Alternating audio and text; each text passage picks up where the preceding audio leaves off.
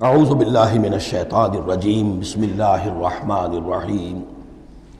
ولما جاءت رسلنا لوطا سیء بہم وضاق بہم ذرعا، تو جب آئے ہمارے یہ فرشتادے بھیجے ہوئے، ہمارے یہ پیغامبر، یہ فرشتے لوط کے پاس، سیء بہم کہ وہاں پر یہ بھیجے گئے تھے بہت خوبصورت لڑکوں کی شکل میں، اور ان کے ہاں جو تھا معاملہ آپ کو معلوم ہے کہ جو عبرت پرستی ان کے ہاں تھی اور جو سوڈمی تھی، تو یہ لڑکے خوبصورت آ گئے تو اس قوم کے لیے، تو ان کے لیے جشن ہو گیا کہ ہمارے لیے شکار آ گئے ہیں بہت اچھے، لوط کے ہاں بڑے عمدہ شکار پہنچے ہیں، لہذا وہ سب غول کے غول اب آ رہے ہیں حضرت لوط علیہ السلام کے گھر پر چڑھائی کر رہے ہیں۔ تو جب ہمارے یہ فرشتادہ، ہمارے یہ جو نوجوان لڑکوں کی شکل میں جن کو بھیجا گیا تھا فرشتوں کو، وہ جب پہنچے حضرت لوط کے پاس، سیء بہم، وہ ان کو دیکھ کر بہت غمگین ہوا کہ یہ بڑا میرے لیے، وضاق بہم ذرعا، ان کا دل بڑا تنگ ہوا، وقال ھذا یوم عصیب، اور انہوں نے کہا یہ تو میرے لیے بڑا سختی کا دن آ گیا ہے، میرے پاس اتنی طاقت نہیں ہے کہ میں ان بدبختوں کا مقابلہ کر سکوں، اپنے ان مہمانوں کو ان کی دست برد سے میں بچا سکوں، اور وہ لوگ جو ہیں جانتے تھے جس قسم کی خبیث ان کی تباہی ہو چکی تھی کہ وہ کسی اپیل اور کسی دلیل سے باز آنے والے نہیں ہیں، تو اس سے ان کے دل کے اندر جو ہے وہ ایک عجیب کیفیت پیدا ہوئی۔ سیء بہم وضاق بہم ذرعا وقال ھذا یوم عصیب وجاءہ قومہ یہرعون الیہ، اور اب آئی اس کی قوم اس کے پاس والہانہ دوڑتی ہوئی، بڑے خوشی سے ناچتے ہوئے آ رہے ہیں کہ آج تو ہمارے لیے جو ہے وہ بہت ہی عمدہ شکار پہنچ گیا ہے۔ وَمِن قَبْلُ كَانُوا يَعْمَلُونَ السَّيِّئَاتِ، اور وہ پہلے ہی سے ان گندے کاموں کے اندر ملوث تھے۔ قَالَ يَا قَوْمِ هَؤُلَاءِ بَنَاتِي هُنَّ أَطْهَرُ لَكُمْ، حضرت لوط نے فرمایا کہ دیکھو میری قوم کے لوگوں، میری بیٹیاں موجود ہیں، وہ تمہارے لیے بہت پاکیزہ ہیں۔ اس کے دو معنی کیے گئے، ایک تو یہ کہ بیٹیوں سے مراد ہے کہ جو تمہاری بیویاں ہیں وہ میری بیٹیوں کے مانند ہیں۔ نبی جو ہوتا ہے وہ گویا کہ قوم کے لیے والد کی جگہ ہے، جیسے کہ قرآن مجید میں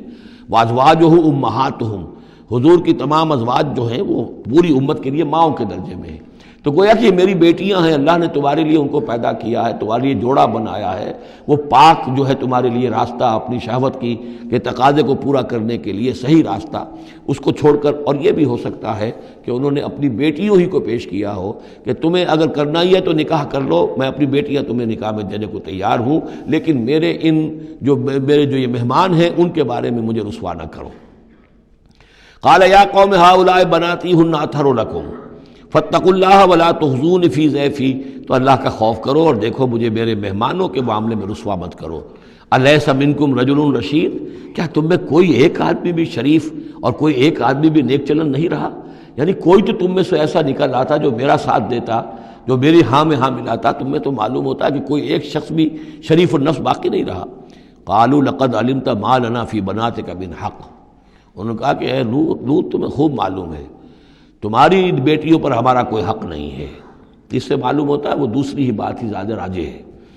وَإِنَّكَ لَتَعْلَمُ مَا نُرِيدُ، اور تم خوب جانتے جو ہم چاہتے ہیں، یعنی باتیں مت بناؤ، ہماری توجہ جو ہے ادھر ادھر لے جانے کی کوشش نہ کرو، تم جانتے ہو ہم جو چاہتے ہیں، جس کے لیے ہم حاضر ہوئے ہیں، جس کے لیے ہم پہنچے ہیں۔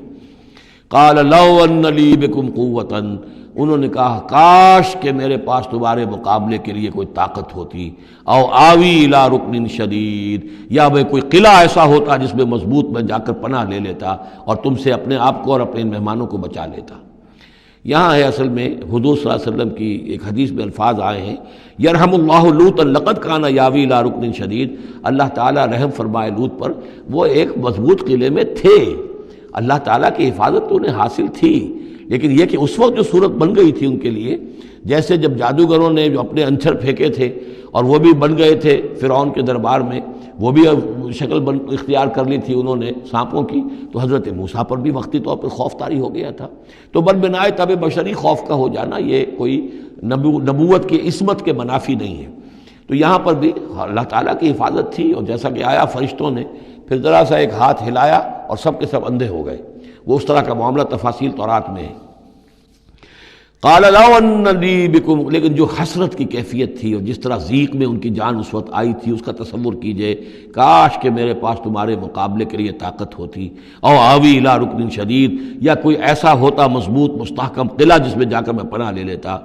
قالوا یا لوط انا رسول ربک، ان فرشتوں نے کہا اے لوط گھبرائیں نہیں، ہم آپ کے رب کے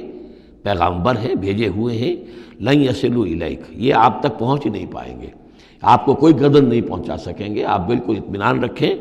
فَأَسْرِ بِأَهْلِكَ بِقِطْعٍ مِّنَ اللَّيْلِ، اور بھی رات کا ایک حصہ جو باقی ہے اس میں آپ اپنے اہل کو لے کر، اپنے گھر والوں کو لے کر نکل جائیے اس بستی سے۔ وَلَا يَلْتَفِتْ مِنْكُمْ أَحَدٌ، اور کوئی بھی آپ میں سے پیچھے نہ دیکھے، پیچھے توجہ نہ کرے،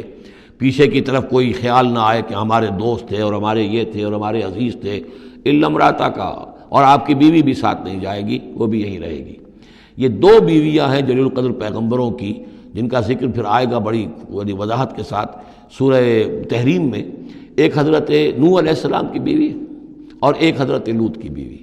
کہ یہ اگرچہ کہ کانتا تحت عبدین من عبادنا صالحین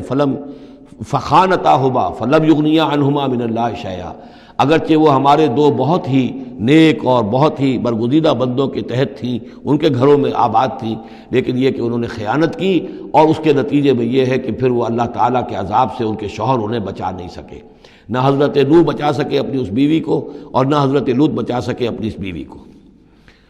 الا امرأتک، سوائے آپ کی بیوی کے، انہ مصیبھا ما اصابہم، اس کے اوپر تو وہی مصیبت آ کر رہنی ہے جو ان سب پر آنی ہے۔ ان موعدہم الصبح، اور دیکھیے ان کے وعدے کا وقت صبح کا ہے، صبح کو وہ عذاب آ جائے گا۔